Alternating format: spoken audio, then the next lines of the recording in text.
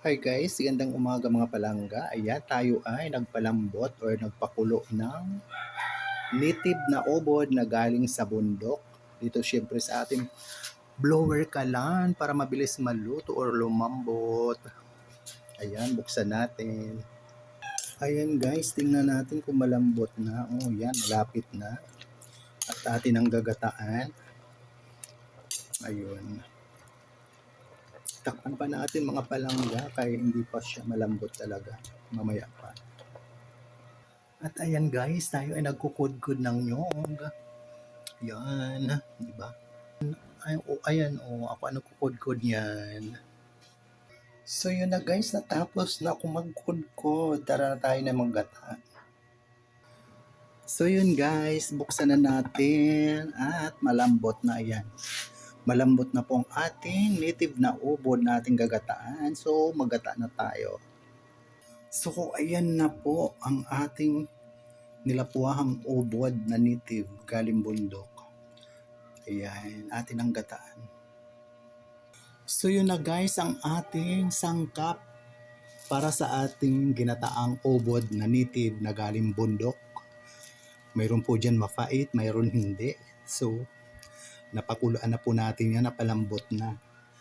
Ayan ang ating kakang gata. Ito ang pangalawang gata. Pakukuluan natin bago natin ilagay ang ating gulay na ubod.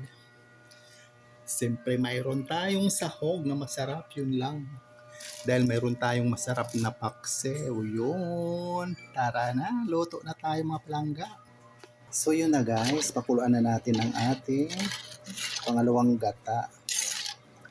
Bago natin ilagay ang ating gulay na ubod, kaya malambot na siya. So, ayun guys, dito pa rin tayo nagluto sa blower kalan kasi mabilis makaluto.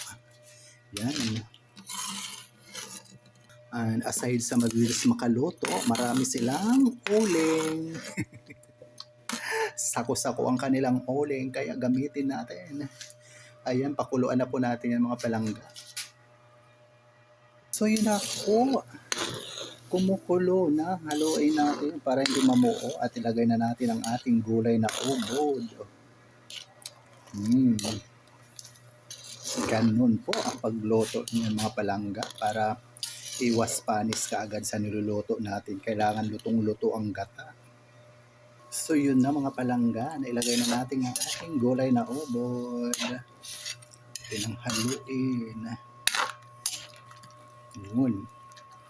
At palalambutin pa natin, pakukulot para ilagay na rin ang kakang gata. Bago sa lagyan ng pangpasarap.